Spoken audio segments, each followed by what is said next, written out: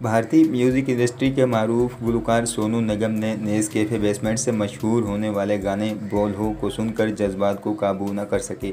ये गाना सोच बैंड ने गाया, जिसमें कमसन गुलकारा हादिया हाशमी और नौजवान गुलकार अदनान ने अपनी आवाज़ का जादू जगाया। समाजी राब्ते की वेबसाइट इंस्टाग्राम पर सोनू निगम ने सोच बैंड और कम उम्र गुलकारा हादिया हाशमी के कलाम बोल हो को मास्टरपीस करार दे दिया। भारतीय गुलकार ने 2 मिनट 22 सेकंड की वीडियो शेयर की, जिसमें वो जज्बात के साथ निम आंखों के साथ देखे जा सकते हैं। सोनू निगम ने कहा, बहुत दिनों बाद कुछ अच्छा सुनने को मिला है। मैं हैरतज़दा हूँ कि अब भी ऐसा काम होता है कि इंसान उसे सुनकर फूट फूट कर रोए। उन्होंने कहा कि कभी ऐसा सोचा भी नहीं था कि कोई गाना सुनकर मैं यूं रोना शुरू कर दूंगा। भारतीय गुलकार ने बताया कि उन्हें ये कलाम बॉलीवुड अदाकार जावेद जाफरी ने भेजा था।